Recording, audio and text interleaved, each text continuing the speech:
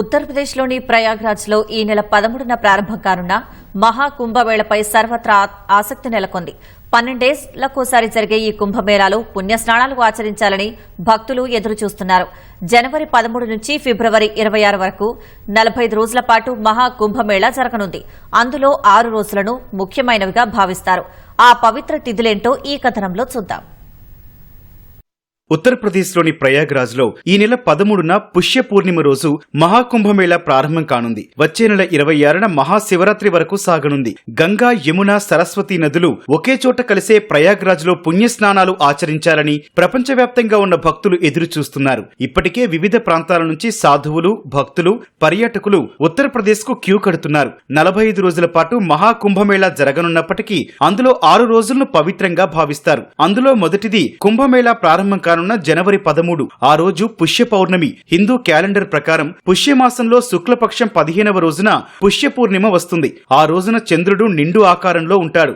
దీనిని మహాకుంభమేళాకు అనధికార ప్రారంభంగా చెబుతారు. ఇదే రోజును కల్పవ కాలం ప్రారంభంగా కూడా చెబుతారు. ఈ రోజున అధిక సంఖ్యలో భక్తులు అత్యంత భక్తి శ్రద్ధలతో పుణ్యస్నానాలు ఆచరిస్తారు.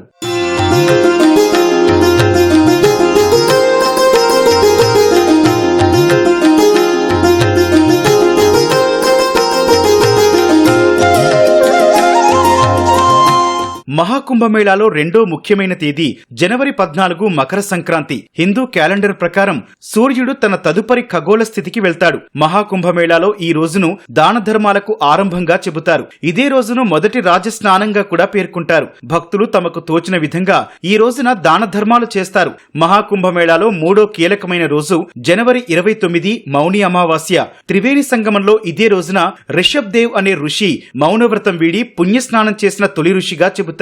మౌని అమావాస్య రోజున భారీ ఎత్తున భక్తులు మహాకుంభమేళాకొచ్చి పుణ్యస్నానాలు ఆచరిస్తారు. ఇదే రోజును రెండో రాజస్నానంగా కూడా పేర్కొంటారు.